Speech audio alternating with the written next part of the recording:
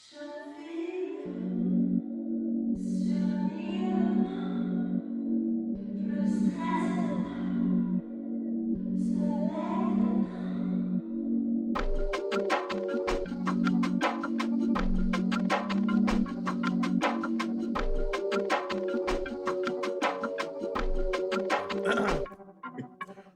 going on, everybody? It's Sirius, the Silver King, here with my co-host Adrian. And for the, I want to say second week, but we kind of missed a week. But for the second time, Turnup Beyonce is joining us. What's going on, y'all? What up? What up? What's popping? Hey, listen, man. Today, we got some pretty good topics, and we also got a couple topics from the pre-show from chat. So we're really going to get into it. And I know, Turnup was really like in the mix. I don't want your fire to go out. So I'm going to start with your question. But before we get started on your question, how's everybody doing? Less than highly favored. Fine. It's like, I'm blessed and highly favored. How about yourself? Blessed and highly favored. I'm a. That was that's for you. just meh. That's not how you think. Yeah, Wow. you know, Okay. it's one of those days. Like, meh. You know. I'll take a shot tequila early in the day won't help either. You know. Hey, listen, man. Between that and podding with you guys, this is the best part of my day. So appreciate you guys being Man. here. Chat. Hey, man. You don't want to hear about the best part of my day. Actually, you do. This is train I got on this morning. Whew.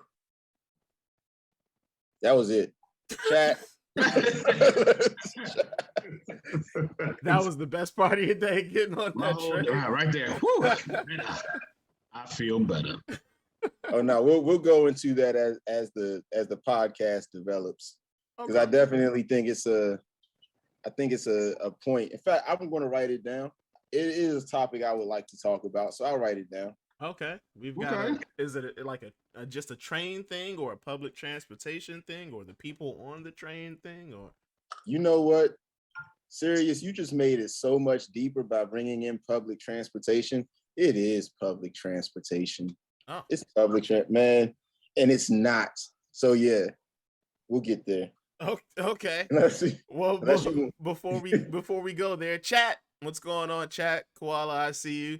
L Boogie, I see you. You guys are fantastic. You guys, I hope you guys stick around, interact with us. I'll be reading off the things that you guys say. Great, LOL, laughing face, L Boogie. I agree wholeheartedly. First things first. Like I said, I didn't want to steal your fire, so I'm gonna let you get into it. You had a question about parenting. Yes. Let's my talk about it. My question basically was, is there a difference between parenting and Black parenting? There is a difference between parenting and raising a child of color. There's a difference. It just really is. It's just like my child. I have a mixed race child, 4 of them. Yeah, it's different because I have to conscientiously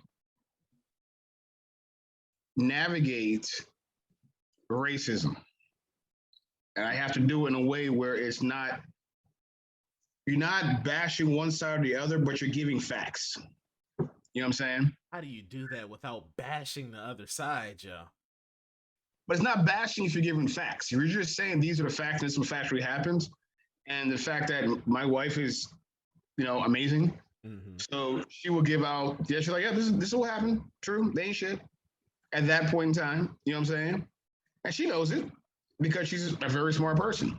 Shout out to my wife. She finished her master's degree yesterday. Hey. Oh. Yeah. Hey, I should put on my master's degree shirt. But yeah, it's if you're a white parent, like Lily white parent, you don't got to go through the same shit like a Mexican parent or an Asian parent. Someone might call you Chinese and call you Kung Fu, or a Black kid, some might call you nigga. It's shit like that. You don't have to go through that as a white kid. Someone will call you cracker. Not gonna happen. It's not gonna happen. It doesn't happen that way. Oh, what you mean, like the effect of being called a cracker just isn't? I mean, it doesn't ring the same, but like no, it doesn't ring it doesn't have any teeth behind it. So yeah, it's completely different. Personally, I love that. I can't even say that. I think the word cracker is very funny. It's a funny word. Very funny. It's funny, and even where it derived from is like that's even like it's sick that it derived from that the cracking of the whip. You know, that's where it derived from. Really, Yeah, it whoa. derived from the slave master or the house slave cracking the whip, the cracker. They didn't even call white people cracker. They called the house niggas cracker because he was cracking that whip. Dang, Oh, well, that's not a mean racist thing to say at all. That's just an empowerment thing when you find. Well, thanks a lot, Adrian. You just took I'm the just saying whole. it doesn't. There's nothing in the racist vernacular to call white people. There's I, really nothing. I thought it was a play on how they are like tasteless and odorless and like Yeah, No, like banal and crackers. nothing. you would think that, but that's not where it derived from. Dang. Yeah, that's not where it derived from. So, but parenting this age is hard enough. But parenting is if you have a mixed race child, a child of color, it's hard. It's really really difficult. It's a whole other ball of wax. And I didn't realize that until like this. My son's 15 now. My daughter's 23. Yeah, it's rough. I don't know, What do you, man. I don't have any. I don't have any kids, so like I don't know. I mean, I guess like the parenting I've seen in the household. I mean, yeah, it's different for all the reasons why Adrian said it's different, but like I don't know, man.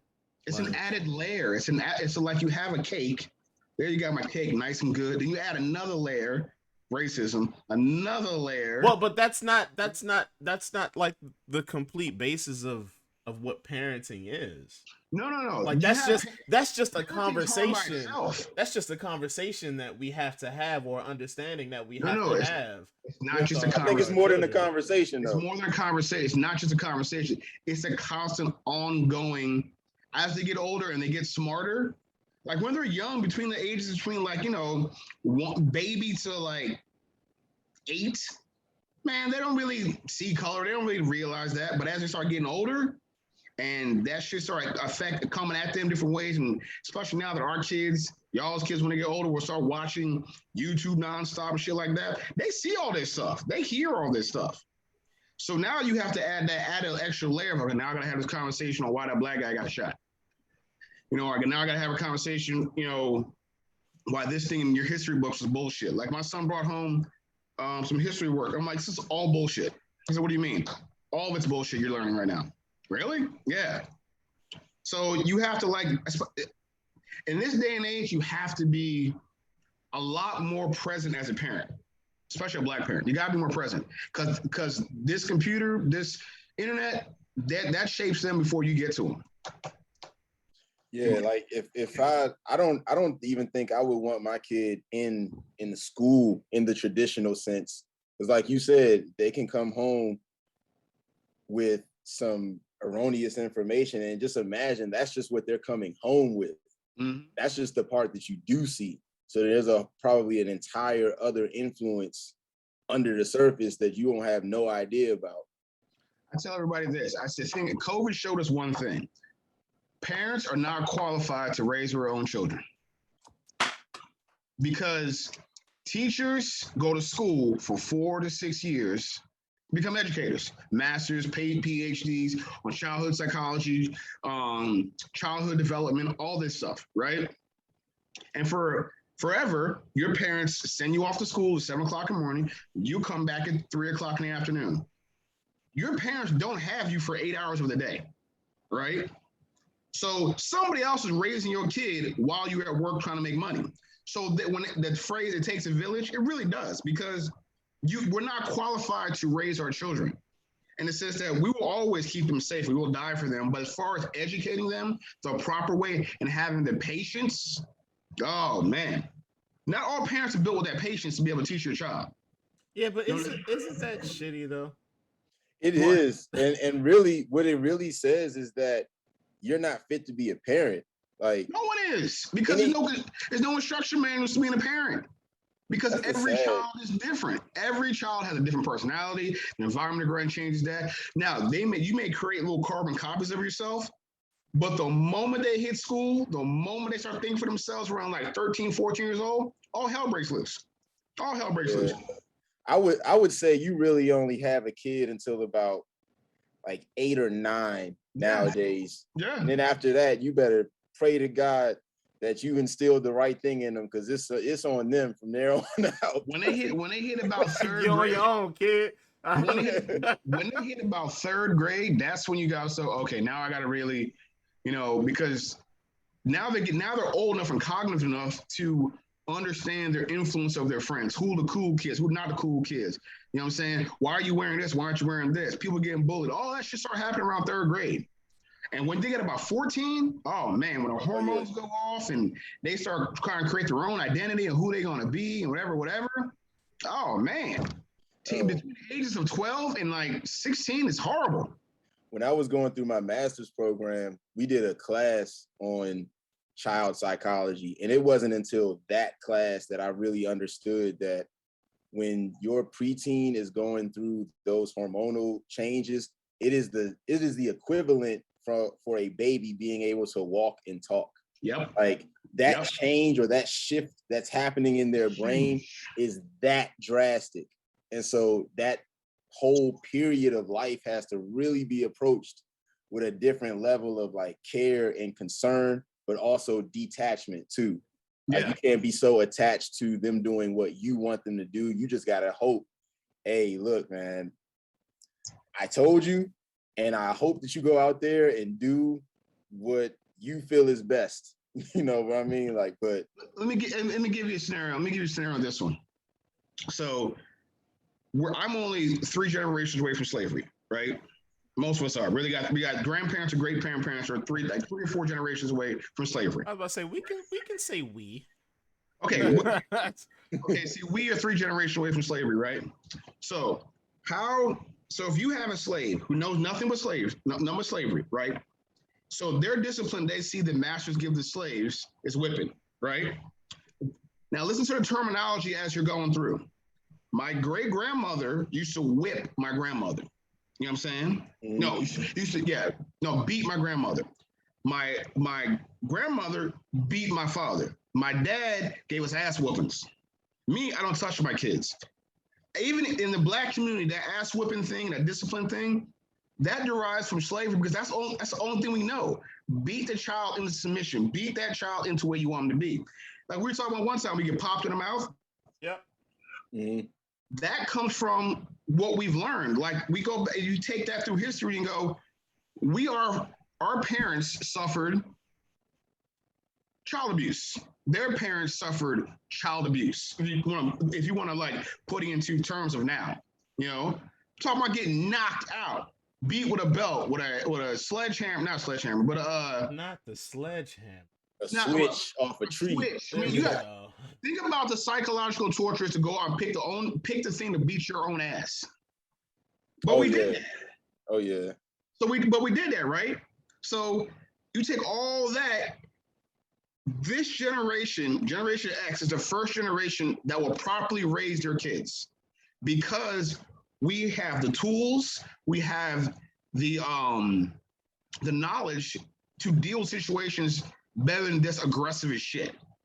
I'm going to push back on that. I'm going to say we're probably about 2 or 3 generations removed from actually properly raising our kids, because now that we're not beating our kids and abusing them in that way, we still got to get through the Blue Jasmines and shit that are teaching their kids to like run niggas for money. And like, we got to go through the psychological stuff. Like maybe the physical is a little bit better now, but there's still some stuff that we got to work out. Well, also, you got to think her parents or the parents of those Blue Jasmines and kids like that, the reason why them kids are like that, their parents never dealt with the trauma of their lives. And all they did was pass that trauma on to them. Okay, so real quick, Blue Jasmine, for anybody who doesn't know who Blue Jasmine is a person who was on a podcast and she made a comment that kind of set the internet on fire briefly, and saying that her her ex-boyfriend still pays for the expensive lifestyle that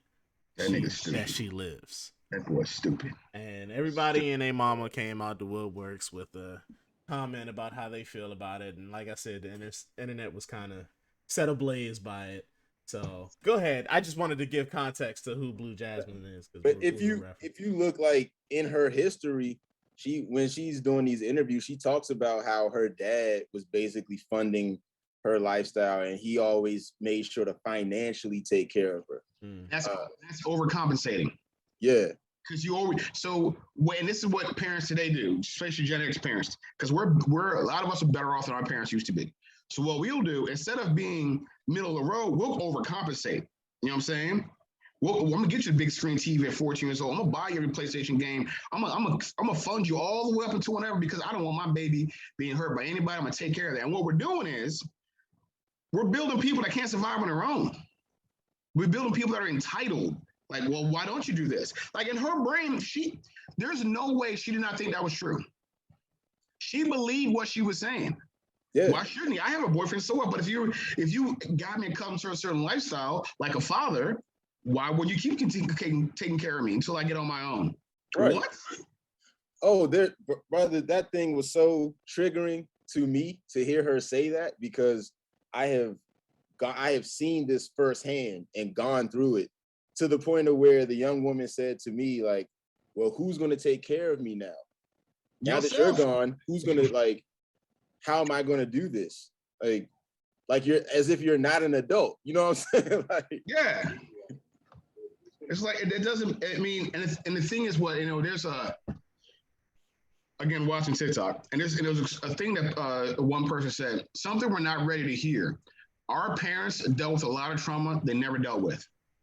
Never dealt with it. They never dealt with the trauma. So therefore, their trauma that they push down inside, deep and down inside, that comes out in other ways towards their kids, either good or bad. Either you overcompensate or you don't. You're like, fuck it, I don't have to do that. You're good. It's that middle of the road that like you say, we're 2 generations away from getting to. That middle of the road where you're taking care of your child, but you're making a self-reliant human being also. How? I think we got to take care of. We really, at this point, therapy is no longer the taboo word that it was, and you're not as criticized if you're seeing a therapist, or people don't think you're crazy. So there's definitely some work there, but I think we should have evaluations, like, for people that are trying to have children. You should have like $10,000 in the bank saved that you can't touch. You should be medically evaluated, psychologically evaluated. But then you're infringing on somebody's right to have a child. Yeah, fuck that. It's a damn shame that you should be able to have a child. Like, anybody could sit here, plop their legs open, and produce a child that later on we have to take care of. Hello, China. Hello? If China's calling. Hello, China. Yeah, the 2-child policy. They just lifted it, by the way. Hello. Yeah, they did. What's that? You said Turnup wants to install the 2-child policy here in America? I didn't say that. See, I didn't say that. Is that? I didn't say that at all. I'm sorry. I'm gonna put him on hold. I'm gonna put you on hold real quick. Go ahead. Please I'm sorry. do. What were you saying? You can hang up on him. Shit. Fuck that. I'm not saying that shit. I'm saying that like, what in this world, when you apply for a job, there's an interview process. There is a process when you go to, if you want water to get delivered to your house, if you want a newspaper, like, things that you do involve processes, but anybody can just make a child, anyone. And there's no consideration for what this person is going to become when they become a parent. There's no consideration for what the child can become, what they're going to have to endure, and what they do to other people. Like, it shit gets pretty muggy, because I understand what you're saying, but it's like, that goes into politics when people say, well, I'm against abortions, but you don't want to help a child once he gets a certain age. You're like, once he's born, he's great. Oh, great, he's alive. But fuck him other than that. Like the whole child tax credit is going on right now. And I mean, why, if we're paying so much money in taxes every single year, why is this a regular thing? Why is it not a regular thing where that child gets an automatic savings account when it's born? Because the thing is, if we want our society or our nation to be the greatest in the nation, wouldn't it make sense to take care of us at the beginning and not wait till we're struggling? I got roads with potholes in them that's fucking up my car, bro. I'm not worried. Look at it this way. Look at it this way. There's 330 million people in this country, right? If you collect $1 from each person, that's $330 million in one day. do that every single day. How much money? You know how much money they sitting on? Come on, man. Whoa, bro. I've got like Come on, they sit on. They don't. The thing is, they don't. It's about all this. I got Tomahawk cruise missiles that need to be built just in case a nigga try and try us, bro. All this is to keep the caste system going because it's got to be poor people in this country. There's got to be rich people. That's how the system works. You take away if everybody's educated, everybody's making decent amount of money. The people who are in charge are no longer in charge anymore. Well, and that's why I think because there's that class system is always going. I mean, well, not always. Take a mass, change. We're 2 generations away. As long as there's a class system, you're always going to have the blue jasmines floating around. No amount of therapy is going to change that. In other words, I mean, if you're well off, if you're making good money, if you have wealth, then you're going to make sure your kids are straight and not wanting for anything, not needing. Us, the middle class and the lower class, have to work on our children not needing for anything. But when you're making money and you're up there, you work on your kids not wanting for anything. And then that non-wanting child who is getting everything that, they want because their parents did a good job financially, then yeah, they're going to be like, yo, well, after, job, what job? What are you talking about? Who's going to take care of me? Like, I mean, I'll back up by saying what D was saying is like, we are 2 generations away because my generation is the last old school generation. Because we're in between internet and VHS. You know what I'm saying? We're right. We all discovered internet in 2000. So we are at that point where we've only had internet 21 years, right? Mm-hmm. Everybody can agree, 21 years. So half of my life, I had no internet. That's not a long time for that to be the most powerful thing in the world. Like, that's not a long. But think about it. Half of my life, we haven't had internet. So I still have that mentality. Now the other half of my life, now we have internet. So my mentality has changed. Now you take my kids, whose only thing they've known is internet. Only thing known is therapy's been okay. All that stuff that we now are going, they already know. They're born with that. So their kids will be the ones that move us forward.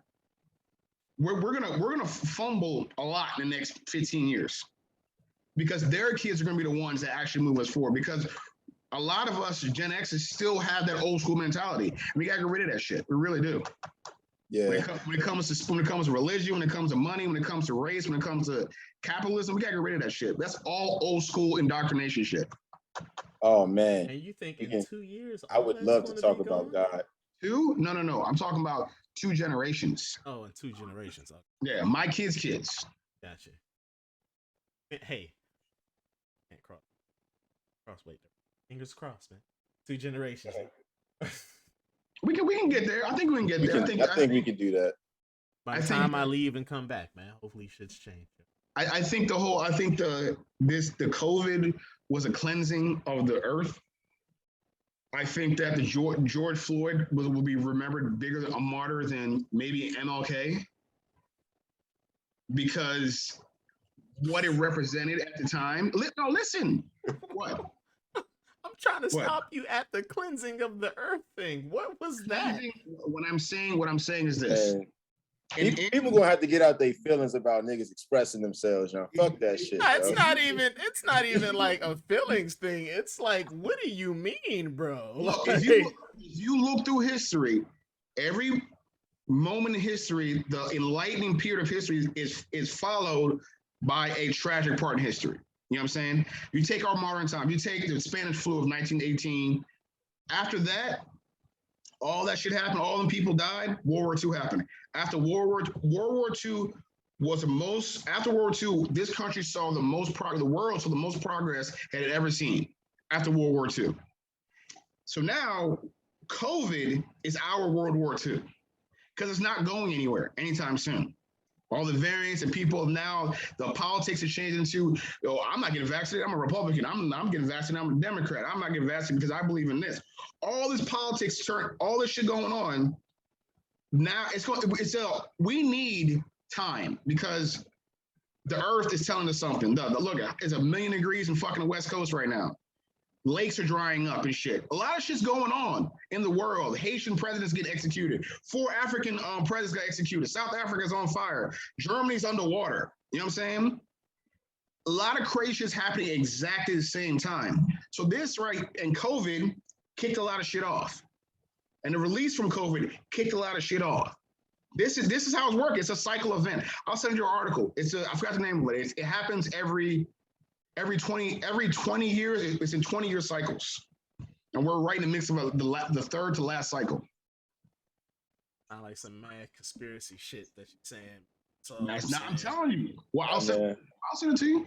It sound like distance and perspective. Like I can agree with things like coming into realignment every so often. I mean, even if you look deep enough in your personal life, you'll see that. Yeah. I mean, but it's for the world on a macro scale. We have to realign somehow. We can't keep going the way we're going. We can't keep, racism is just stupid. You know what I'm saying? Poverty is just dumb. You don't gain nothing from being racist or being poor or uneducated. Nothing good comes from that shit. Something has to change, and it's going to change. And when I say George Floyd bigger than MLK, I'm saying the reason why is MLK was us. You know, he was a figurehead for the liberal movement. Oh, but nobody talks about his real speeches. You know, so that get whitewashed. But George Floyd was on TV. We saw him die. You know, George Floyd's dying stays with you longer than Martin Luther King picture being shot.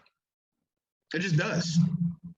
Even though there's a museum of the hotel where he got shot at, we can pull up a YouTube video of George Floyd dying in color. You know, that's going to hold you. That's going to hold you a lot longer than anything else. And I think people are just like, you know, it's just got to change, man. And that ties back to parenting. It's going to be harder to parent right now because you have to be more cognizant of what's going on. You can't put your shit on autopilot. You can't just like, all right, go to school. Oh yeah. Yeah. I mean, my parents were like, all right, see you, go to school. My parents didn't help me with my homework. I was a good student, but they didn't really help me with my homework. They had to work to survive. Dude, I was saying that shit before, like that autopilot parenting. That shit was a no-go before COVID and before all that shit. Like you can't autopilot parenting, bro. You can't autopilot raising another life. Here's the thing. Yeah. If you're poor, you have no choice. Because it's hard to tutor your child and do all this stuff and work 2 jobs. Now, if you got a parent that does that, yo, go for it. That's awesome. That's an amazing parent. But on average, I mean, you have to have an extreme knowledge of self. Yes. And an extreme knowledge of like society and what's going on around you and how to relate that to a child. I don't think most people have the capacity to keep all of those things in balance in a way that's going to be most beneficial for the kid. Like, for example, my grandparents, my father's parents used to talk about my mother. They used to be like, oh, she was, you know, you always had some clothes and you always had nice jeans and you ain't never want for nothing. I'm like, bitch, I wanted a father. I ain't had that. Like, so, like, yeah, I might have had some Nikes. I ain't saying Jordans. I had some Nikes, but look at the standard though. But look at the standard they measured at. Hey, you had clothes on your back. Right. Damn. You ain't one for nothing. Like, but that was the standard. Hey, long as you're clothed and we feed you 3 times a day, shut up. Oh yeah. I've heard that many a times. Like, yeah. Hey, I took care of my job. Like you ate, you got some place to stay. Like, I remember having like a heart-to-heart with my mother when I was a kid because I was struggling with something in myself. And I think I got to the point where I was like, I don't think you love me. And she was like, yes, I do. Don't you stay here? When you go to that light switch and cut it on, don't it work? Yeah, have you ever seen Fences?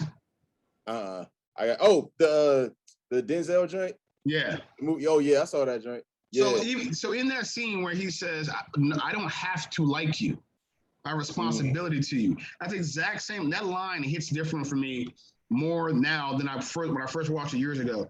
Because he's saying, listen, I ain't gotta like you, but I have responsibility to you. Other than that, what do you want me to do? Right. But that's what they believe, though. But that's what our parents and their parents believe. Long as I get you here and you good, and I can turn you out at 18 to do it, or 16 or 17 and turn you out into the world, I did my job.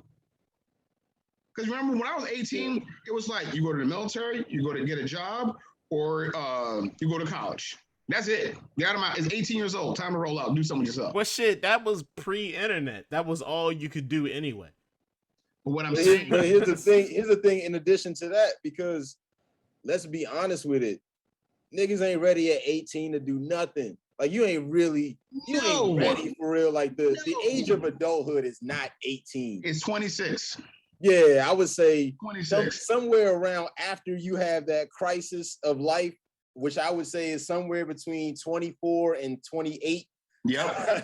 Somewhere in there, you finally start to like grow up and make sense of some shit. But before then, you don't know what the fuck is going on. Like you have no idea. That's what I'm saying. It's like you, like for me, when I left the house I left home when I was 17 for the military. And for me to go back and think, I left my house at 17. I didn't know nothing. Nothing. And I'm like, wow. Could I imagine sending my child out at 17 years old with no knowledge? But my parents did it because they didn't know any better. You know what I'm saying? Because that's what their parents did, and their parents before them.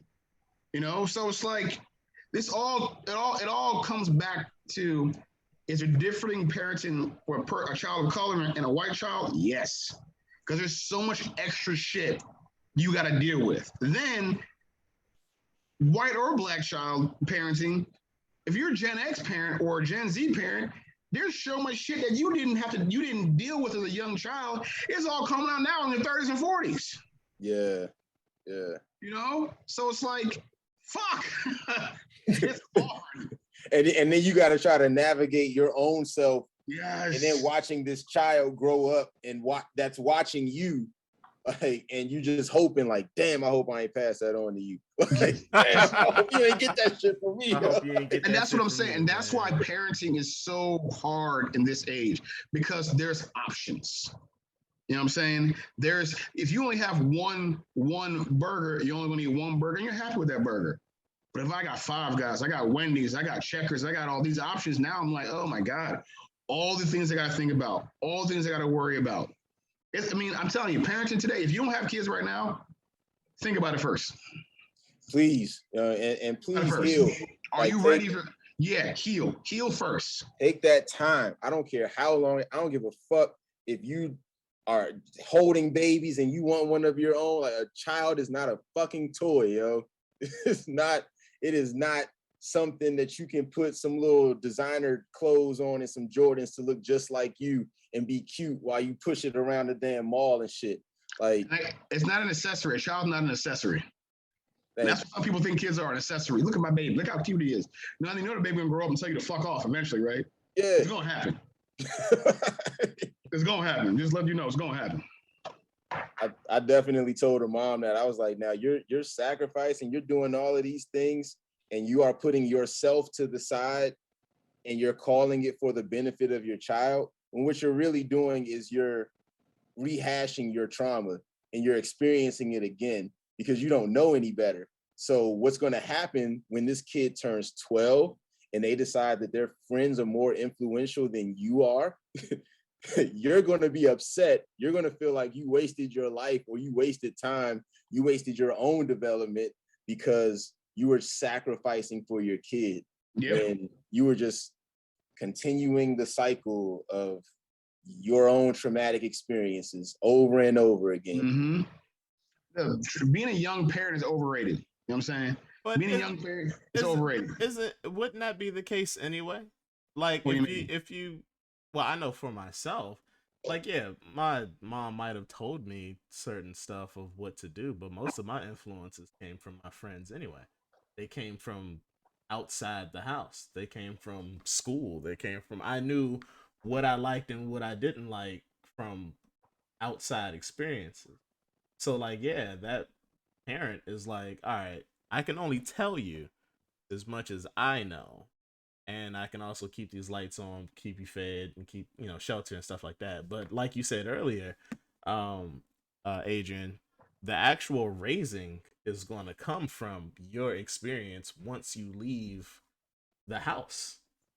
You're absolutely right. But I also say that, like G Rich 0771 said in the chat, before I would recommend anybody who sees this, our little podcast that we do, heal first. If you about to be a parent, like we were talking about a few weeks ago about going to therapy before you get married, go to therapy before you have a child. While you're pregnant, go to therapy. While you're about to become a father, go to therapy first. Bang that shit out before you put that on that child, because that's not fair. Go to therapy before you have sex with somebody. That's a bit much. I was with it until he said that. No, I was with it until he said that. Wait. At a So what certain you're point, telling me, I'm gonna let what y'all you're telling ride, me is that but you at a will certain align point, yourself with someone else with no prior knowledge. I gotta put my foot down. What now?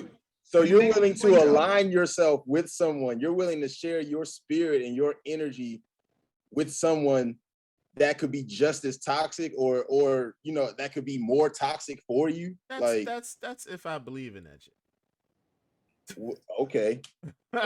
You know what? Everything is if we believe in this shit, That's right? what I'm saying. No, like it's good easy. parenting is if we believe in it. It's easy for you to say, because you're like, yeah, when I have sex, I'm sharing my spirit and my energy, and so it's like, yeah, or it's not that deep. Yeah, and that's just me personally. Like it's like it's not that, like, sex has always just been like, you can always draw a line somewhere with sex. But to you. No, that's what I'm saying. That's what I'm saying. Like, so if I don't believe in that sharing of the energy and spiritual thing, like, then that's not really. I don't need therapy before I do that, because I'll put it this way: you don't have to believe in it for it to be true, though, and for it to like play a role in your life and what happens. Like, but I see what D's saying, because here, if we had actual, not mandatory therapy, but in high school you made it more of like a prevalent to go, it's okay to talk about your feelings, it's okay to feel your feels. Maybe some of those what's her name? Blue Jasmine joints. Blue Jasmines wouldn't be around, wouldn't exist, because there'd be a lot more cognitive what they're fucking saying. Quick story. So when Blue Jasmine, she talks about, I think when she was 13, she said she was walking down the street. Some guy wanted to get her number. She was like, oh, I don't have a phone. 2 days later, dude comes back with a phone for her. Doesn't even call her. Like, he just gives her a phone. He just wants to buy her a phone. Now, and when you got it, man. bump that. Like, something you gonna do. A lot of, let's call it what it is. A lot of people have sex to escape something, right? Boredom. And I think you just want to know, you should be knowledgeable about what you're running from and what you're running to. A lot of people use sex to cover other shit up, other inconsistencies that they have. And it's like, well, fuck it. I could just go get fucked, or I could just go hit a J, or I could just drink some tequila at 4:39 p.m. It was 4:56. It's my day off. There's no work involved. Like, no, I'm fucking with you. I'm fucking with you. Look, hold on, look. Don't fucking judge me, okay? I'm just bringing into the space that we should be mindful about everything that we do, and that involves like every activity that we do. Like, I don't think anything should just be haphazard. Like, so. Well, I agree with that. Proper thought needs to be placed into everything that you. But like, you don't have to go to therapy. Go to therapy before you have sex with somebody. Like, that's like, nah, man. Just put the proper thought in it. Like, yeah, do I really want to? But what if? And but when again, if? Like, have all those thoughts before you do it. But I don't need to call somebody and be like, hey, listen. So I was thinking about having sex with this girl now.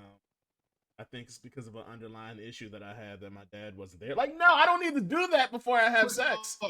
Okay, well, quick story. We can move on from this topic. A friend of mine went last week to a beach resort, right? Her and her girlfriend go out there, little hot girl summer, go out there. So they meet these two dudes, right? Safe place. They meet these two dudes. They're like, all right, we can go hang out, kick it with y'all, whatever.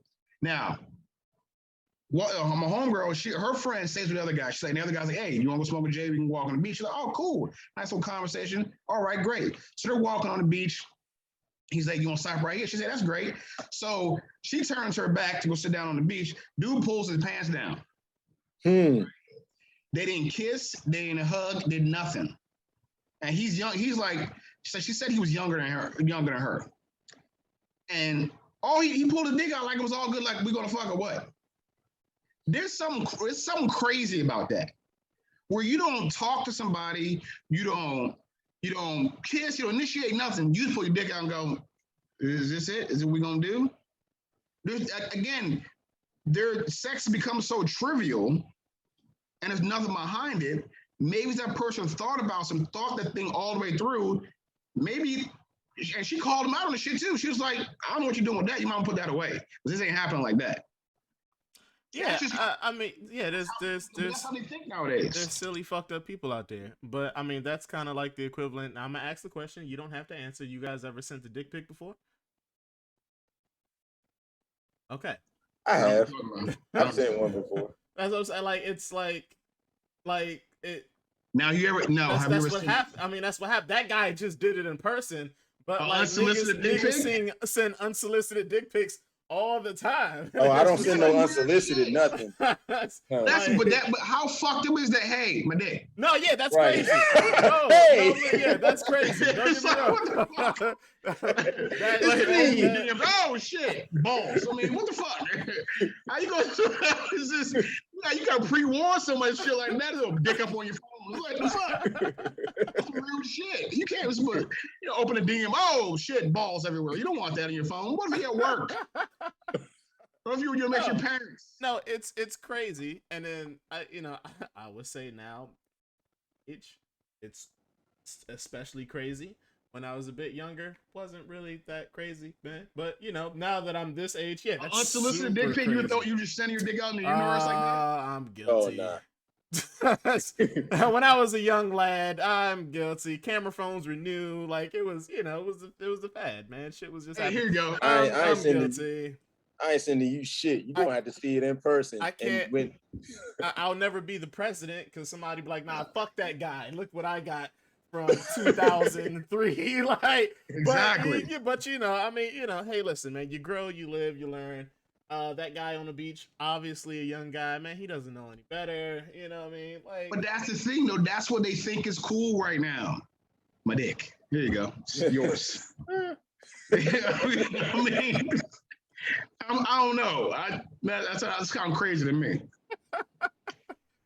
You look and be like, somebody wants to see this. Right? I can't be the only one. Someone should see this. I am bored. Let me get the right angle going on here. Hey, you said you didn't want to go back out with me? You sure? Oh, yeah? I'm sure this will change your mind. It does. Exactly. Get a load of this. You know what she's doing right now? She's showing her friends. Yeah, and laughing. Send me a dick pic. Look at this one. Look at this dick.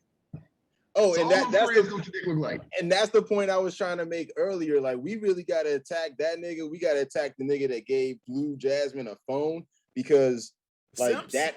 yes, the Simps. The Simps. Yes. The Simp ideology has to die. Like, that shit's got to go for our society to move forward. So what do you propose is done about that? Therapy. Therapy to talk about what? Talkspace. You can download on the app. Talkspace. Like what would be the topic of conversation with Simps? It's a big thing, and it's a very fine line. And if you're not careful, you can find yourself in simp mode very easily. For example, Adrian has found himself in simp mode multiple times on this show. Oh, I had called Adrian out on some simp shit on the show in the chat. How? Turnup said he called. I remember telling you. I was like, "Hey, Deontay is in the chat. He just called you a simp for what you said." We were talking about something. We were talking about a topic, and I was like, "That sounds pretty crazy." And Deontay was like, "Sound like some simp shit to me." That's and I was hold on 1 second. What does that mean? Sound like someone idealizing mediocre pussy. That's what simp mode means? Jesus Christ, is that what that means? I thought it meant like a simple person. Is that the I thought it meant like a simple person. Yeah, Like it's a silly or answer. foolish person. That's what that is. Yeah, that's what I thought that meant. Wow. Wow, that's a deep ass. I heard it was a whole acronym. Someone idolizing mediocre, basically. I mean, Oh. simpish, foolish, silly. You So know. let me ask you a question. Would the dude who got drugged by his hair in a barbershop be a simp? Dude that got drugged by his hair. What happened? What's that story? The dude that stole that chick's car. So it's just this dude stole a chick's car. She found him and went to the barbershop and dragged his ass out by his hair. And you're asking, would he be a simp? Yeah. No. You need to fix your damn segues. It's broken. Absolutely not. Your segues are broken, and you need. Why is that broken? He's a simp. What's the question? That has nothing to do with nothing. But you said it's a simple person. Is that simple? I mean, it's a silly or simple person. That he's a thief is what he was. Yeah. You're a criminal. He's a criminal. What are you talking about? That's some simple shit though. Oh, he stole a car. I mean, I get it's not the proper. Isn't a thief a simple ass person? It's not the proper Yes, he's all right. Thank you. Listen, in the definition of the word, he's a simp because not only did he steal the car, he continued driving around in the car for multiple days, and he stayed in the same city while he was doing it, and he even pulled up in the same shopping area that the lady worked at with her stolen car. Like he was he was crazy. So the story, Deontay, this woman's car, she's the owner of a boutique. Her brand new Mercedes gets stolen. Okay, she's tracking the car, but she's letting the police do their thing, and the police is just like, "Hey, we're working through social media, and every time we get to the spot where the car is, he's already gone." So she pulls up to a barbershop. She sees her car. She's tracked it. That's my car right there. She goes to the barbershop. She says, hey, that's you driving a white Mercedes out there? The dude is like, nah, that's not. Yeah, it is. And she beats the fuck out of him in the barbershop, grabs him by his newly twisted dreads, and pulls his ass out the shop. She beat his ass. And then when the rest of the people in the shop, I guess they jumped on him and like restrained him and whatnot, she goes and slashes her tires because she didn't want him to get away in her car again. So she's like, nah, we all going to wait right here until the police get here. Okay, everybody sounds crazy in this fucking story. Thank you. I'm like, I'm not slashing my own shit. Yeah, fuck no. That was dumb. A Mercedes tire? Nah, I'm good. Hey, man. Yeah, that was dumb. So, so is he a simp? Sure. Yes. Sounds pretty silly. No, I wouldn't. No, you know what? I wouldn't say he's a simp. I would say he's just a really bad criminal. He's bad at doing what he thought he was. That was bad. It was a bad job of being a criminal. But he's stolen cars before, according to his backstory. So, which makes it even worse. It's not a simp. You're just really bad at what you do. And he deserved every bit of treatment. He was a small guy. Like, I mean, she beat his ass and dragging him all, like when you get drug out by your dreads, you really can't really. I mean, what can you say after that? One hand, bro. One hand. I mean, he's probably 140 pounds soaking wet, if that. And a woman grabbed him out by his hair and drug him out the barbershop. Oh my God. She wasn't a big woman. No. She wasn't a big. She just came with the fire and thunder. He better go to jail and tell everybody he killed angry women. That's all that was. Nah, the shit was hilarious. You better go to jail and say I killed somebody. Don't go in and tell them what's actually happened to you. Like you're gonna be holding somebody inside somebody's pocket. Yeah. Man, yeah. But I don't have nothing for that one. But simp, I wouldn't say he's a simp. I would say he's just bad at doing it. But I will let me move to this because we kind of I'm gonna briefly touch back on the Blue Jasmine thing because I want to move into something else. But the time we talked about Blue Jasmine when we went through her, her scenario and why she did it, and I tried to give like some more exposition as far as the real story and the whole story, besides the one I was being told. I was trying to make a case for her, and it wasn't until I started to see other interviews that she was doing explaining her reasoning and why she does it to where I was like, this chick is just like, if I was a lawyer, I quit. Like you're burying yourself and I can't make an argument for you anymore. And one of the interviews that she did was on Kevin Samuels. and Mhm. you're familiar with Kevin Samuels. Yeah. I don't necessarily have an issue with it. I think that um he does say some truth in some certain things. The He just truth, has no truth. That's all. no coof at all. Mm. But it depends because a lot of the clips that are being seen are viral clips in which he's tearing down somebody or making a spectacle of it all.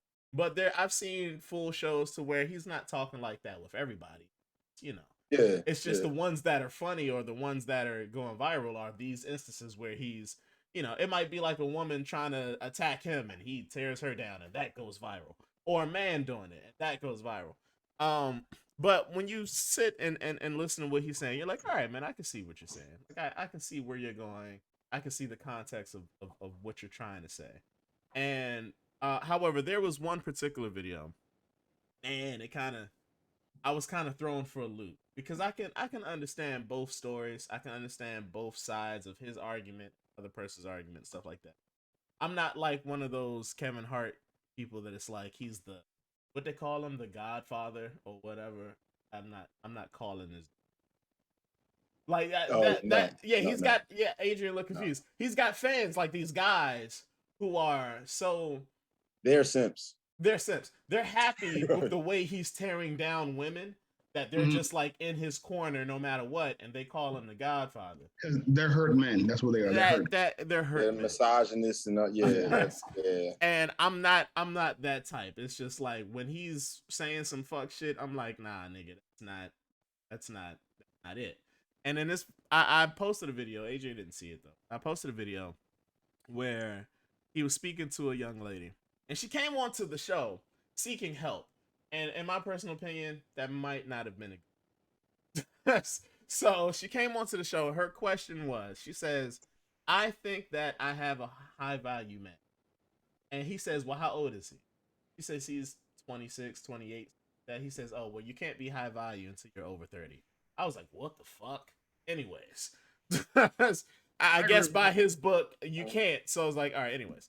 However, so she says, um, she says, I don't want to lose him. However, I feel as though some of the things that I say come off as disrespectful. And I'm asking you, how can I not disrespect this high value man? In her opinion, this high value man. And so she was asking for help out the box, right? And he was like, well, have you all talked about marriage? He said, we have, but he said he doesn't want to because I can be a little impolite sometimes. And he says, well, what do you mean impolite? She was like, well, I don't know. Some of the things that I say can come off as mean, respectful. So he says, if this was 200 years ago, where a man could punch a woman in the face for saying something disrespectful, would you still say it? She was like, no. He said, so why do you feel comfortable saying it now? He says, I don't know. That's why I'm coming for you for help, because I know that it's disrespectful, but like, I don't want to do it anymore. He says, you know what you are? You're abusive. That's what you are. You're abuse. You're a verbal abuser, and that's and you should leave him, or he should leave you, because you're an abuser. That's what you are. And I'm so Yeah. tired of these women getting thinking that they could just say whatever they want to these men, knowing damn well 200 years ago they could be punched in the mouth for saying the things that they can say. 200? And Try 50. Right. and just and just get away with it. That's what they are. Modern women are abusers, and so much so he used that conversation with her, and he made the tag that had the question, are modern women users? And it was like some woman sitting on the toilet with a cigarette and a beer in her hand. It's some real like Oh, raw shit. shit. But that was the picture. But so I'm watching it and I'm like, man, that's kind of fucked up, in my opinion. Because let's say, sure, this woman called and she said what she said, and he said, all right, well, you're an abuser. Now, she wasn't combative. She wasn't disagreeing with anything that he was saying.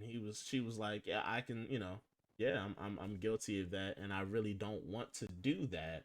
because I want this man. And so he says, well, you're an abuser, so are you going to leave him? She says no. He says, of course you're not, because you're selfish. And I was like, shit. I personally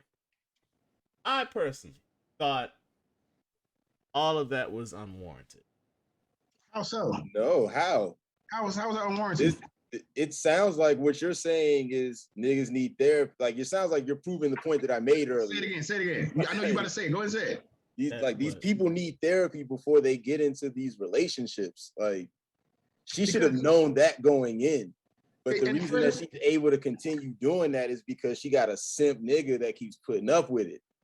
That's the problem. Well, in this situation, she's kind of on the verge of losing said person because of that. So I wouldn't say he's a simp, because he's like, hey, I fuck with you, but I'm not putting up with this. Then he would be gone and it would be no conversation. If he's not a high value, and he's right. He's not a high value man.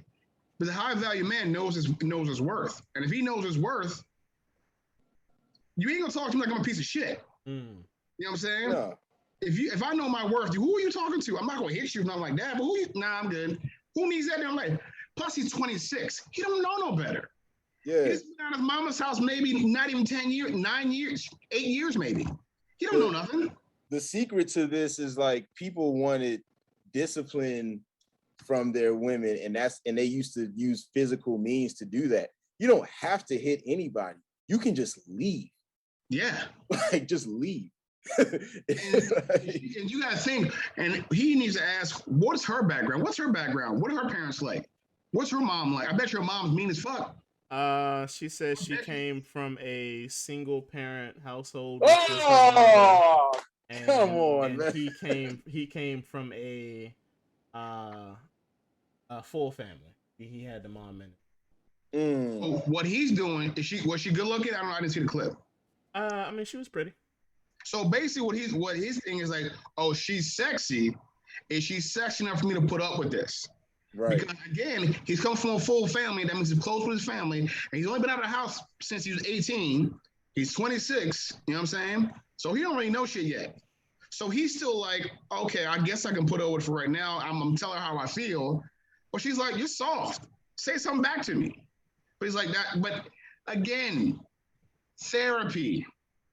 You need some. Talk to somebody and bang out these issues before you get with somebody and call them all kind of fucking names. You wonder why I'm single. Why am I single? And it's not all modern women, but there's a thin line between strong and abusive.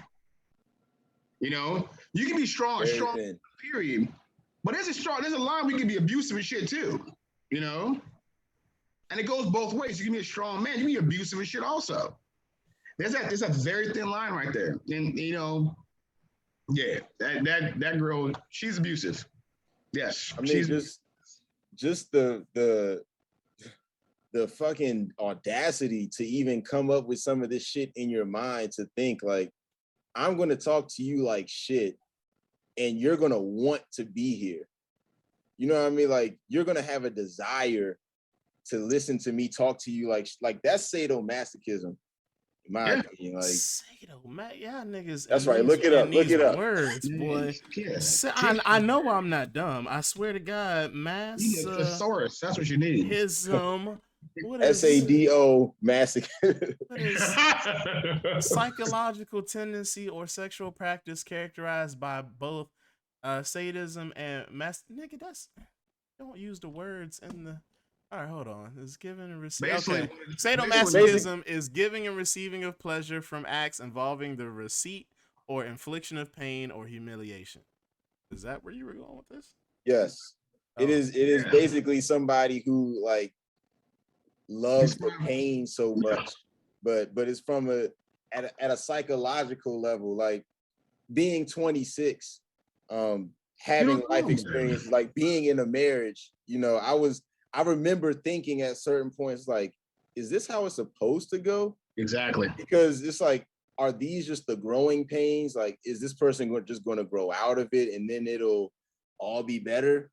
Until I did some digging and discovered this was what it was. Hurt people, okay? Yeah. Hurt people. So if you get with a partner that's hurt, they're gonna hurt you because they have not dealt with their pain. So they're gonna take their pain they're dealing with, and you're the closest person to them. This is gonna come out sometime. It's coming. Unless you have somebody that's willing to grow with you, because nobody's perfect. But you get somebody that says, "All right, I'm fucked up and you're fucked up. Now we realize how fucked up we are. Let's grow together." But you have somebody keep saying, "I ain't fucked up. You're the problem." Then person, then you gotta go. That gaslighting shit, man. Oh yeah. Yeah. Whoa, wait a minute. Y'all have never been in a situation to where you weren't the problem, it was the other person? No. I've definitely been in situations where I was the problem. I've been in a situation where I've been a problem. I've been in a situation where it was either I was a problem one minute or she was a problem the next minute. Nah, I've been in situations where I was like, no, this is all you.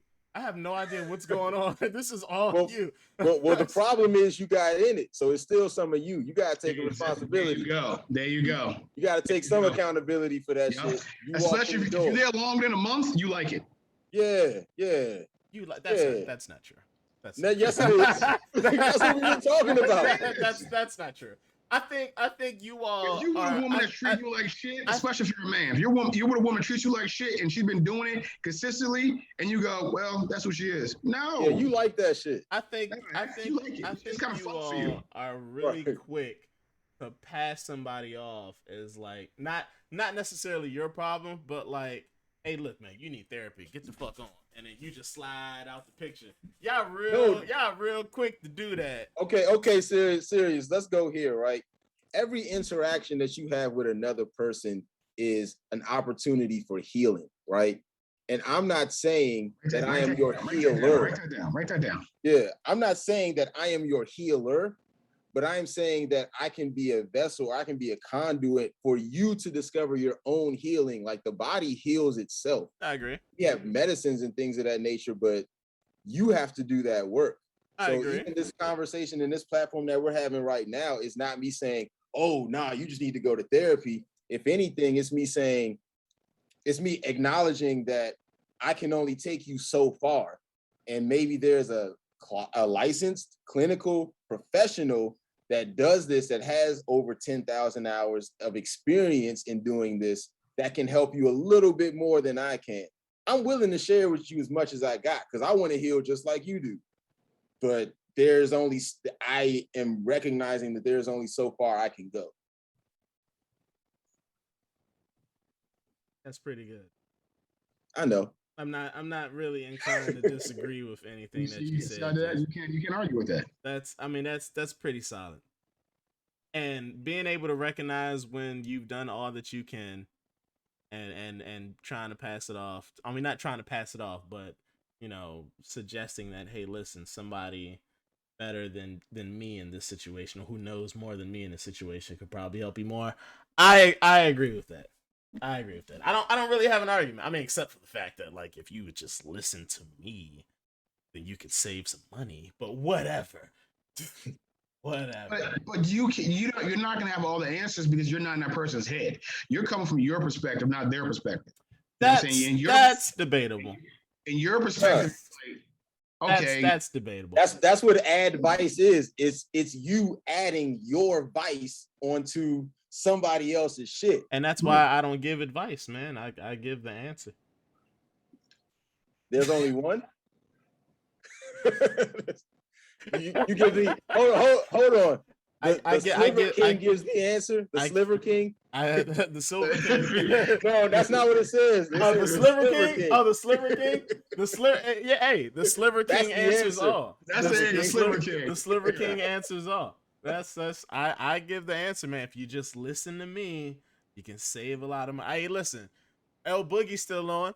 I've told her, hey, listen, you guys will save a ton of money on what did I say that time on the podcast? You'd save a ton of money on what is it? Therapy. You just come to me. I got you.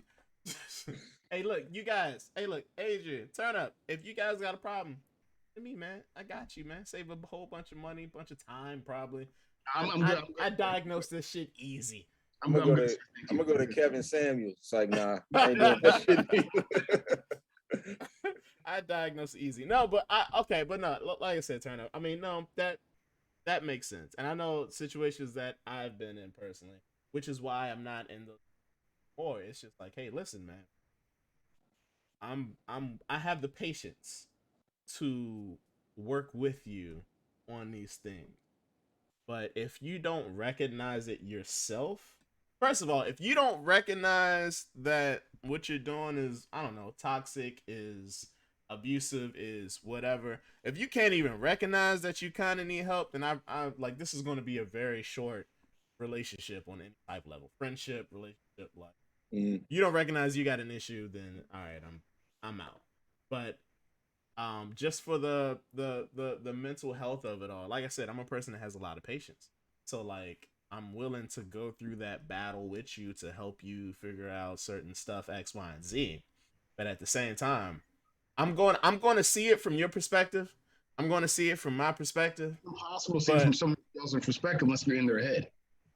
yeah, You're only good. that's where the patience comes in. You're all, I'm not just sitting here letting you do the thing. I'm like, hey, listen, we need to sit down and we need to explore this thing together.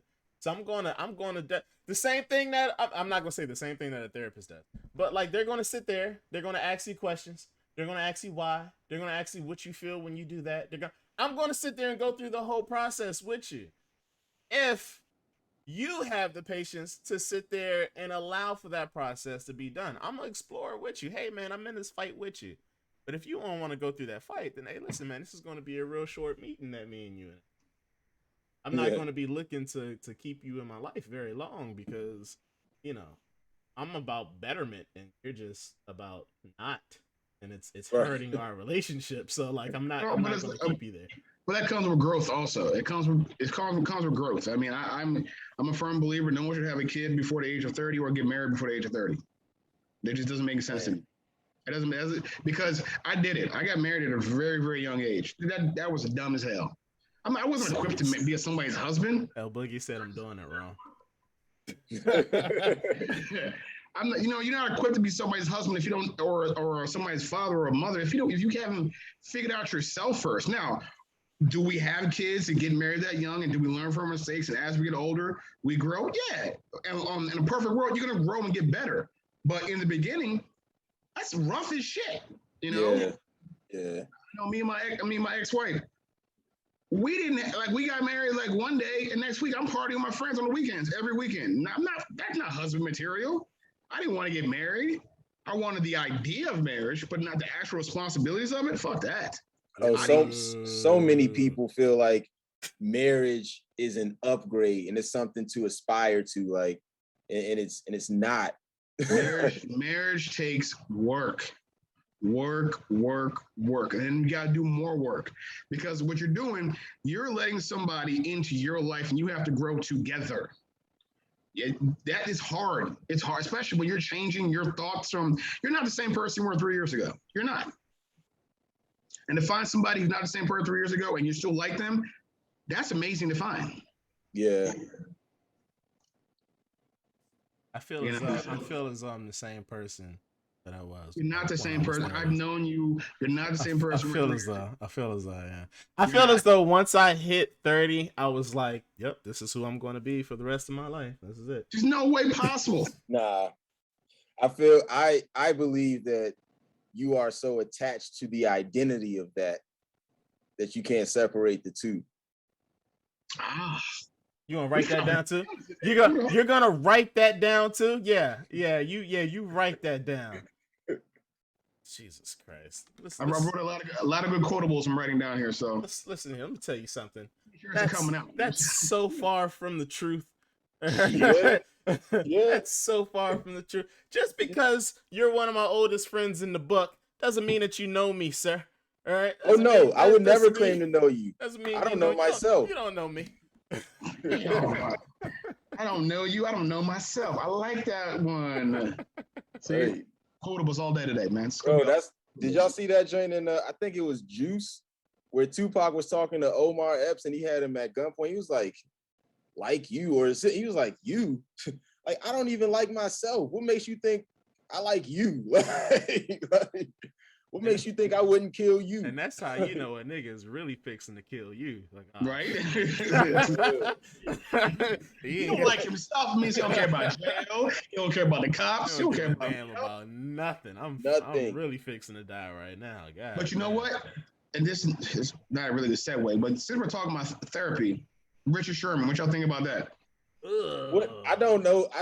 I saw that, but I didn't really investigate that. Can y'all give me a cliff notes of that? Adrian's gonna have to cliff note this one. So basically, on camera, it caught him like trying to get into his family's house, his in-laws' house, right?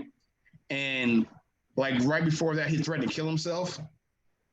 And what he said was, I've been dealing with a lot of demons, especially during the pandemic, right? You know, Richard Sherman was one of the best cornerbacks for a long time in the league. Mm-hmm. He got hurt. He was getting passed around from team to team. And when you claim that you are the best in what you do, and when you're not the best at what you do and you fall from that grace, there's a lot of internal damage it does to you. Yeah. And I think what we saw in the social media age, he's going through that in front of us, you know? I'm not saying a CTE or nothing like that, but I think, again, being black in this country, you're going to have PTSD, especially a black male. You're going to have PTSD because of what you see every day, what you hear every day. Then take that to now you're a football player and a Stanford grad and you're the best at your profession. Now I fall from that grace. Oh, wait a minute. Did that blow up at the in-laws have something to do with his career, or was it something that the in-laws? They didn't say what sparked it off because they're keeping that to the family. But what I'm assuming, I'm gonna make my assumption on this one, is that hella speculation. Yeah, I'm gonna speculate. But I'm thinking, and it's happened because this has happened to other players. You've seen like 30 for 30s and on ESPN. When they fall from that grace, when they're passed around teams like a joint, that's a lot. That affects you a lot. You know, that superstardom you reach as an athlete. I mean, you're like a damn god. You know, Richard Sherman was Legion of Boom. You know what I'm saying? They're doing what they're doing. Lockdown corner, and now you know nothing. He's a free agent right now. He doesn't have a team. Oh man. Hey, hold on, wait. Hey, time out. Did you guys see the chat? What was that? I can't see it. I can't see the chat. I'm gonna read it. Read it. What the hell? Hey there, Sirius the King. It's me, Lucius Tony 90 from Grindr. I saw you had a link to your Twitch in your profile, so I figured I'd come by. Loved our conversation, and I'm also into all that kinky stuff, so you don't have to be ashamed about that with me. Anyway, I'd love to chat more with you. Hope you have a good stream. What? I've just been outed. I've just been outed on this shit. Just throwing they shoot, they shot at you on the live stream. Yeah, serious. Go ahead. Go ahead now. Somebody shooting, they shot you on a live stream, bro. Getting popular now. The bots coming for you. I thought those Grindr profiles were confidential. I didn't know that people could just do this. We love you regardless, brother. You do you. I mean, I would have appreciated. Hey, Lucius Tony 90, appreciate you coming through, Mr. Cool Cat 2021. I would have just appreciated if I was going to come out to my friends. I would have liked to have done it in a more, reasonable space and time. But now that you make that money, don't that money make you? I mean, now's as good a time as any, right? I see. I'm just happy that this person is also into the same kinky shit that I'm into, and I'm not ashamed. Yeah. I'm not ashamed at all. Yeah, man. So whatever makes you happy, brother. I'm here for you. I love you, man. I just didn't expect it to come out like this, but hey, man, it's okay, man. We all need to heal. I feel sorry for you, man. Hey, listen, Cool Cat, man. It happens, bro. Like, I mean, it happens. It's like I'm not embarrassed. I'm not ashamed of who I am. Damn it! But it's just, the timing. I just didn't expect for this. I didn't wake up today expecting to they like the pretty hair, man. They like the waves. That's what they like. The waves, yeah, man. I mean, I get a lot of likes on the Grindr. However that works. Hey, a compliment's a compliment. I don't care what anybody say. Hey man, yeah, I'll take it. You know what I'm saying? Oh damn, my bad. What were we talking about, man? Cool cat. You came in and threw a wrench in everything, man. I love it. Hey man, that's right. Sherman. That's right. So I think what we see is that when quick story. I called my father, who I don't have the best relationship, right, with, and I just asked him, like, so what do you think of me? Like, now I'm 30 plus, you know, I got my own stuff, whatever. Like, what do you think of me? And he says, a day later, because he had to take some time to think about it, he says, I think you're a musician. And that was it. I was like, okay. I got off the phone and I journaled. It's like, what the fuck? Like, there are people who don't even know that I play music. I'm so much more than just a musician. I'm so much more than this dimension that you placed on me. So I think what we're seeing is someone who has found their identity in being an all-star running back or this super person in the media. And now that they don't have that identity anymore, or like they're having that crisis of identity, it's like, well, who the fuck am I? And now you got to really sit with yourself and find the fuck out, now that you can't, you know, run the pass like you used to do. Because all of that was just a scapegoat for you trying to figure out, or you finding out who you actually were. Man, look what COVID did. COVID made you sit down and examine yourself, because you had nowhere to go and nothing to do. Damn, man, I don't know, man. Just hella speculation is really getting to me, because I don't know the real reason why he was banging on his in-laws' doors. I feel I can't take that leap in thinking that he's going through this huge like mental crisis with his career. He was one of the best at his position at cornerback in the league, and he was that for years. Even when he got older in age and went to another team, he was still a really good cornerback. Now, this particular free agency, he didn't get, from what I understand, he didn't get too many calls and injuries or whatever happened. But it's like, okay, all that happens. Why are you banging? Like, that why is important. Why are you banging on your in-laws' doors? We're not gonna know. We're not gonna know. What did they do?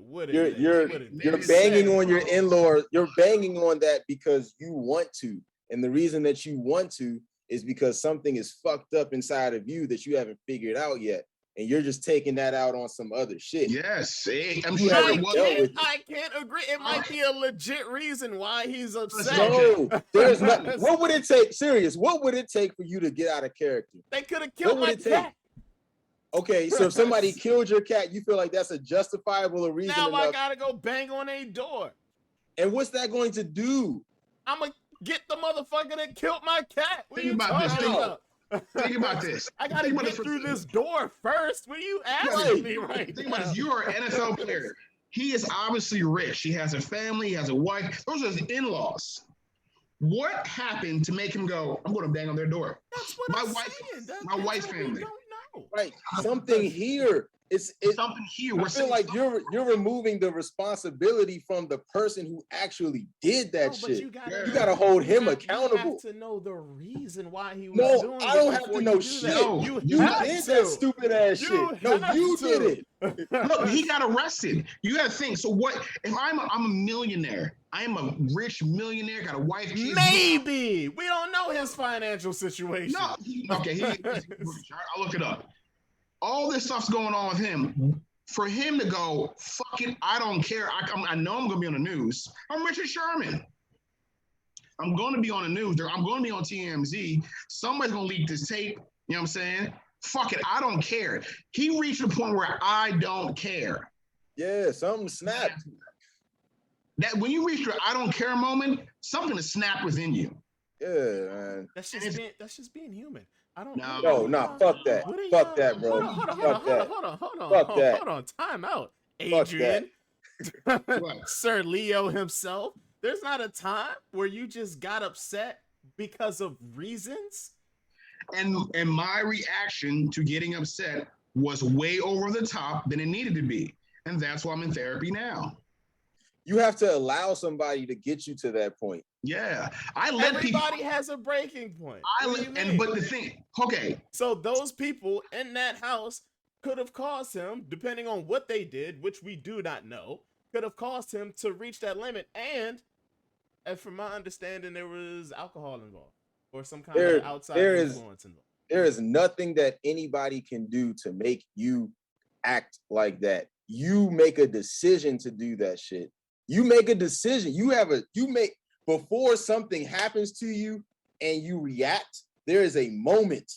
And in that moment, you make a decision. I'm either going to go this way or I'm going to handle it another way. And if you decide to act out of character, that is your decision. No. I don't give a fuck what happened. Beyonce, this. I'm Mr. Logical himself. Damn emotions and stick with the facts. But I recognize that as a human being, comes a time to where you have a button and you can guard this button. You can put walls up in front of this button. This button isn't supposed to be pressed at any time because that particular button is going to cause you to come up outside of yourself and do some wild shit, some shit that you might not be accustomed to doing. Now, if a person reaches that button, yes, you do make a decision. You are right about that. You have a choice. Once they press that button, it's like, yo, I could spaz, but really they pressed that button. They got past all these walls to get to this point. Some stuff is just involuntary. It's like the idea of a crime of passion. Yes, you have a choice to not kill that dude that's banging your wife in the bed right now, but I think I'm gonna just kill them both. First of all, because of how I feel, because of the emotion of it, I gotta take both of them. No, wait. It's not normal to take another person's life. So in other words, for you to have that opening to take another person's life, there's something wrong with you already. It's not normal to take another person's life. But that's why we have crime of passion. That's not something we just made up off of whim. Crime of passion is some shit that was made up. Whoa, that shit was made up. That's stuff that you all's therapist came together and said, yes, that's a thing. I don't hear any therapists saying that's not a thing. They're like, probably because they got to make money too. Like we still in a capitalist society, serious. So like everything that's out here ain't gonna be. We're pro therapy, except for when they say certain things that don't serve our purpose. Is that what? Okay, serious. Let's go here. Who is they? I'm talking about you two. I'm talking about you two. So you two are pro therapy until they say something that isn't that doesn't align with what it is. Not everything in therapy is sacrosanct. Not everything in therapy is that way. Now, does therapy help? Now, let's take this. You want to go therapy? In 1960, homosexuality was considered you're absolutely insane and you need therapy for that. We all know that's bullshit. All the things evolve as we learn. Don't go that far back to make your point. We're in 2021 now. And they're still saying in 2021 that crime of passion is a thing. Name the last person got off with a crime of passion. Fuck if I know. I'm not monitoring all the court cases. And first of all, they don't get off with crime and passion. It's different things but it's still a thing. And nobody says you get off. Like, of course you killed 2 people. You shouldn't get off with crime and passion. It's just, you get less time. You get less time. Get less time. It's still a thing. Doctors are like, yeah, man, it's a thing, crime and passion. You just got so worked up that you just did something without thinking. We're not going to sit here and say people don't do things without thinking. Like that. You lost control. You lost your center. You lost control, and you decided to act upon it. I want to address something that you said earlier, Sirius, because the truth of the matter is, you were talking about this button and these walls that are constructed within ourselves, and that somebody can break through those walls, they can beat the security guard, and they can push your button that'll cause you to spaz out, right? Mm-hmm. What I'm saying is, when you know yourself, there is no button. You know what? That's not a writable thing. I don't know what you're writing. Yes. I don't know what you're writing. That's not even a writable thing. You're just there is no button. Like, there's nothing that somebody outside of you can do to change the way that you move. Why would you allow somebody else to have that much power? Why would you give that to someone else? I completely agree with that. I completely agree with that. There's no. Hold on, hold on. So we agree that should be the case. That should be the case. That should be the case. Okay, so what are we talking about? So we know that should be the case, but that's not the case. Adrian, that's why there's a conversation. As much as you like writing things down, you still have a button. Deontay. No, I don't know about you. It's been a while since I don't know your button. Maybe back in the day I probably knew.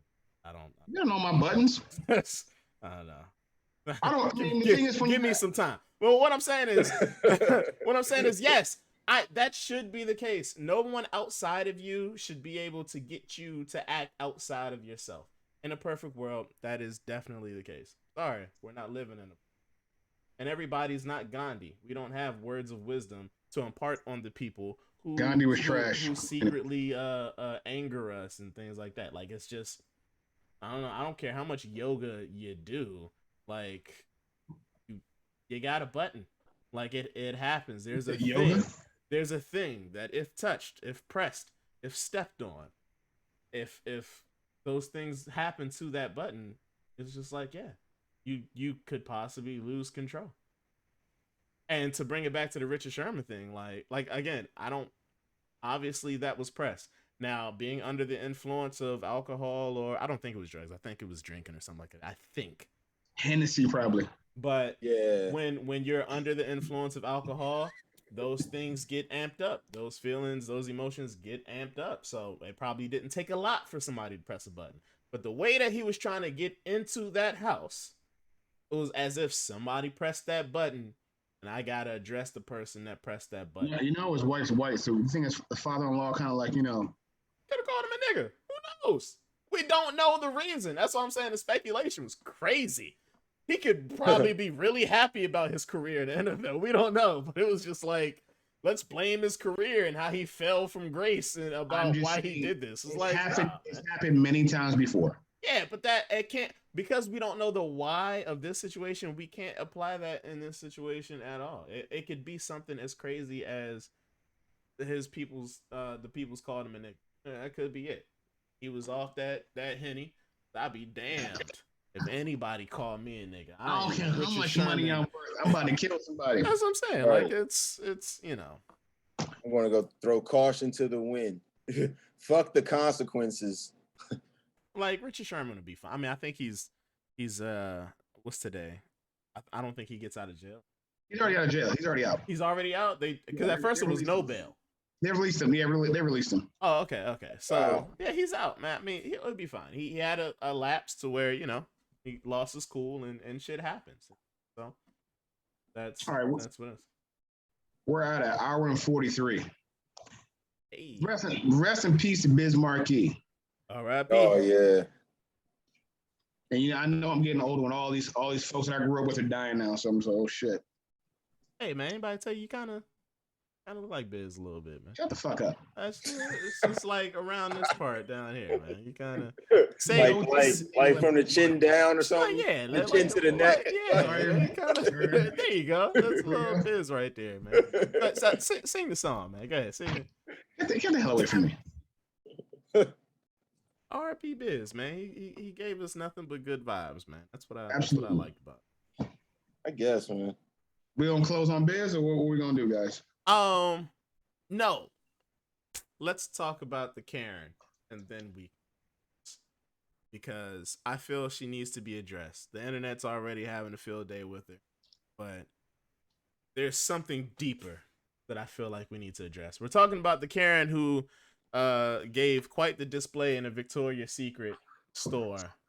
What's that story? You haven't seen it? It was all over the place, man. So there was a woman. She was looking at some, I don't know, drawers, panties, drape, whatever. And the woman, the soon-to-be Karen, approached her, and she put something down in front of her, and then went to look at things while this woman is standing there. So she's kind of like, getting in front of her, like in her space and stuff like that. So the woman says, "Hey, listen, can you back up? Like, I was here first. I occupied this space already. Can you back up?" And then the chick just kind of like goes off, man. Like she started raising her voice, pretty much accusing the woman of, what did she accuse her of? Like doing something, yelling at her, or something like that. I don't know. But she started having a Karen moment. So the girl who was there, she says, "Oh shit!" She whips her camera out and points it at her, and then from there, the hijinks. Super Saiyan Karen comes out. Oh man, it was crazy. Like she screamed. She said, "Please don't record me. Stop recording me." Then she like kind of slowly passed out on the floor and positioned her head very slowly on her purse so that she wouldn't hit her head. And then she got up. And then she chased the woman around the store because she was recording her the whole time. No, she swung at the woman first. Oh yeah, she swung at her first. Yeah. She swung. She committed assault first, and then she did all that stuff, and it was crazy, man. And the sad part is kind of like at the end of the experience where the woman is going to the security guard and the police that are there because they're just fucking no help, of course, But the Karen was on the floor. She got back on the floor. She was kind of doing like the Harlem Shake on the floor. Like she was like... She was throwing a 3-year-old tantrum. That's what she was doing. Man, it was crazy. And I say this. Keep filming them. Black or white Karens. Keep filming them. But you know why? People need to be held accountable for their fucking actions. You know what I'm saying? And if you're mad that I'm filming you and you might lose your job, guess what? You might need to lose your job because you're a piece of shit human being. Because if you think you can swing on me and talk shit to me and call me a nigga and all this shit, and it's okay, and you should have no repercussions for that, I don't think you deserve to be employed. No. Yeah, if you think it's okay to treat people the way a lot of these Karens are treating people, no, I don't care if you're a black person or a white person. If you try to treat somebody like shit and they call you out on it and then it goes viral, well, hey, treat people better. I honestly think I don't know what took us so long. We should have been recording them from the start, man. As soon as fear. Why haven't like we just started recording? We should have been doing the shit because I don't know what it is now. It's these Karen moments, these Karen moments, these camera moments, these video moments, the social media age. It's been weaponized. Yep. And she threw that big ass tantrum because she was scared. The moment that camera went out, she knew her life was going to be changed forever. Yes. And that's the weapon. That's the thing, man. And the difference between these Karens and like the police, because we record police all the time. The police they still have some kind of shielding that it's like, even though you got me on camera, like I can still wiggle my way out of this. I can still kind of, there's still time. But a Karen, the moment that camera comes out, it's like, oh shit, everything that you knew, everything that you went home to when you woke up this morning, how you had the rest of your week planned out and shit like that, all that sunshine and shit, oh, that's gone. Well, that shit is over. Because you're about to be called a racist. From here to Timbuktu, baby. This is going down. You know what I think has to be hilarious? It's got to be funny the moment after something happens and you're like, they recorded. No one's going to see this. No one's going to think about this later. And then you find out like, whoa. It's like they're unrepent. It's like knowingness, right? It's like their unrepentance for what they did. Like I like if I'm a Karen and like I did something, somebody whips out their phone, I'm like, oh shit, hey, listen, things got a little out of hand. I'm sorry. I apologize. No, you're right. You want some money? Here's some money. Don't. Because there are people specifically on TikTok. They specifically find Karens and call them out. And find out where they live, find their friends, find their jobs, and send us information to their job. It's like you said, it's been weaponized now.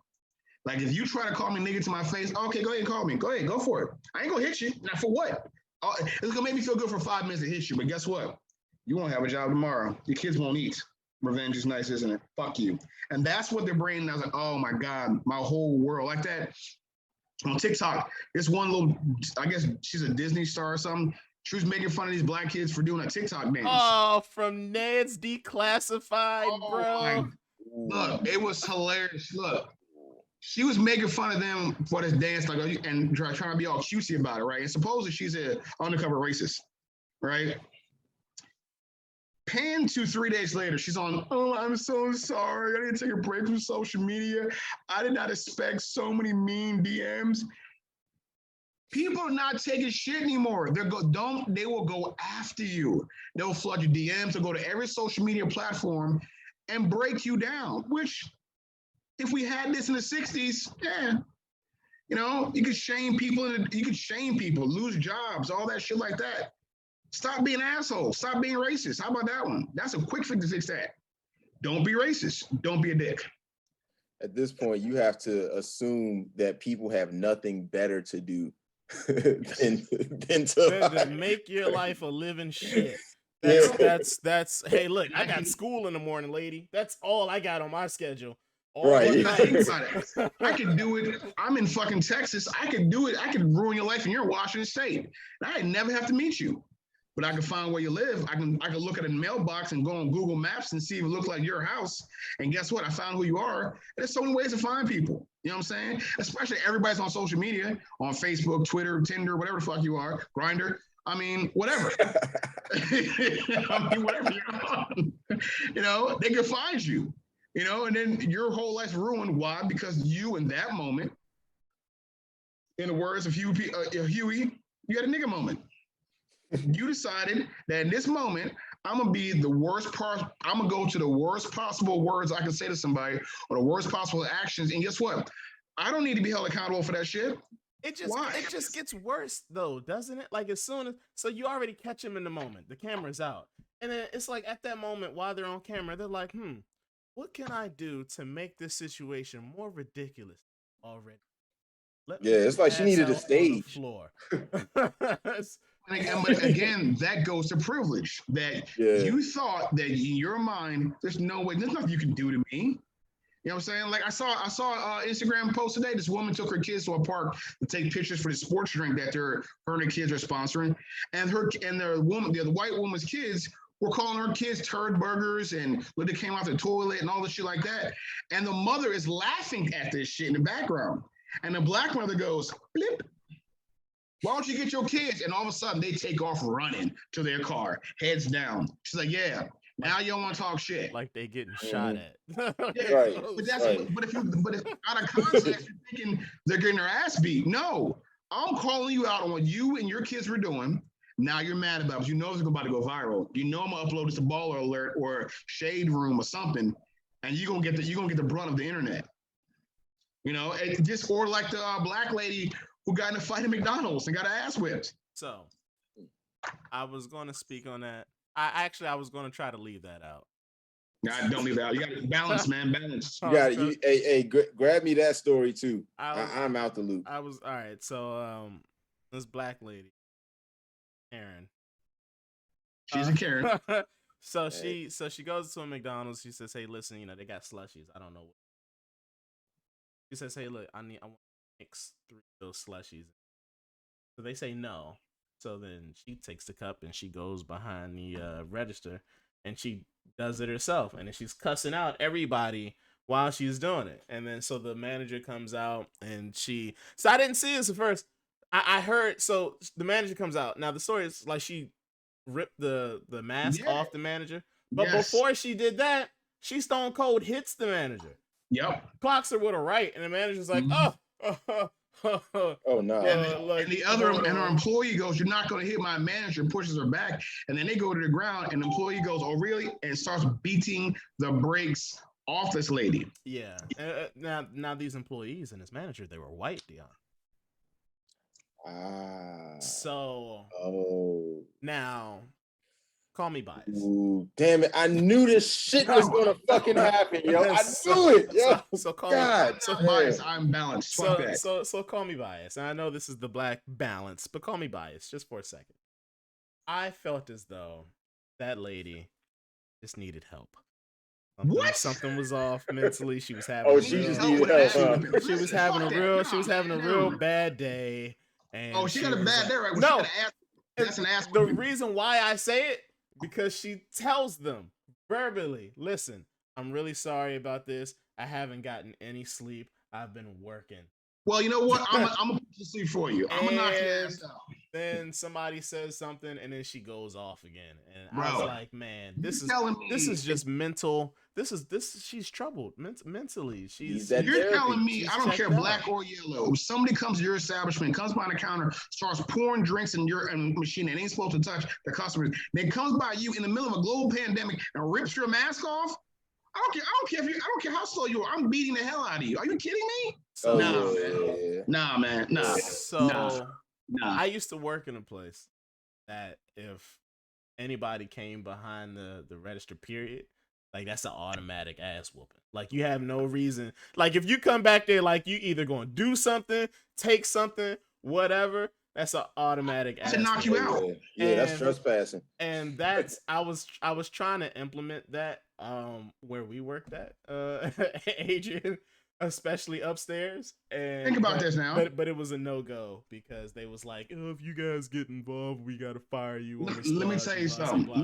I was like, hey, I think anybody that walked past this line should get their ass whooped if they come back here like they about to fight anybody back here. We just jump them. Ain't no one-on-ones back here. Facts. That's pure facts. That's fact. That's it. There's no more said than that. If you invade my workspace because you had a bad day, or you're tired, or whatever like that, and it's a global pandemic and people are dying, you gonna touch my ass?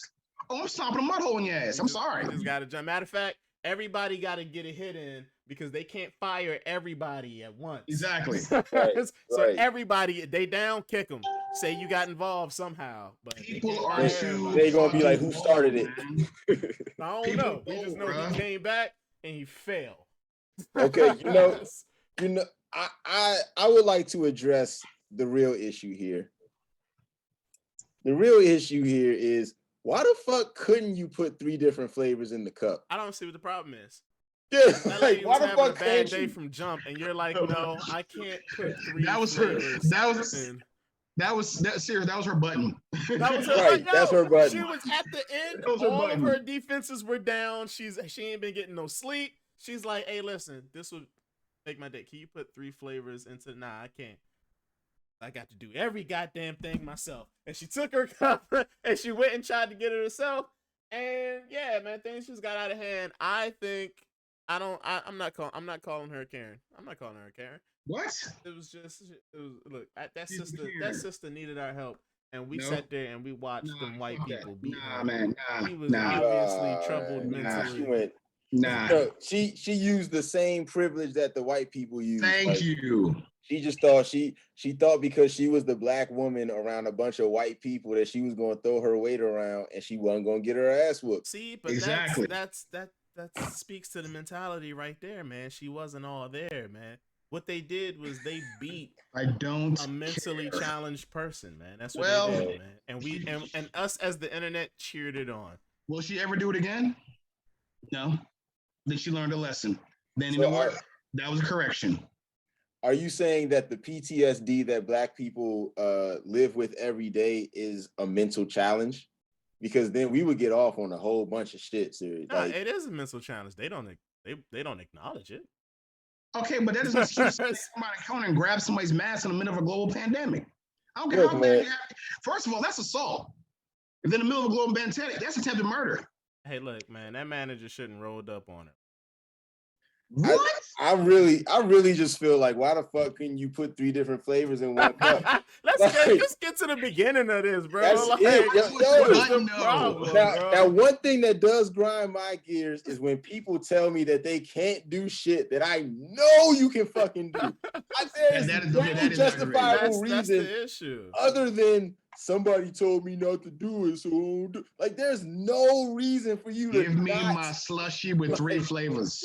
Like, god damn it, I need 25 cents. I want a quarter. I don't want 2 dimes in a nickel. I want a quarter. I see the shit right there. You can give me that fucking quarter, yo.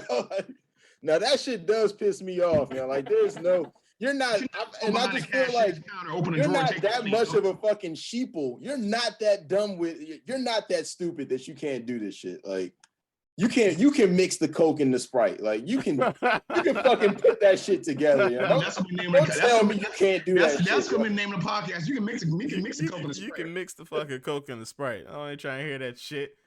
I don't want to hear that. It tastes the same shit. Mix my That's shit. Hilarious. Oh, we can't do that. Why the fuck can't you? Oh, and then what you'll figure out is that they don't know why they can't. They have no idea. So can you do it so I can be on my way, please? Like, what's the problem? That's hilarious. All right, well, that was it, man. Weaponizing social media, man. I love it.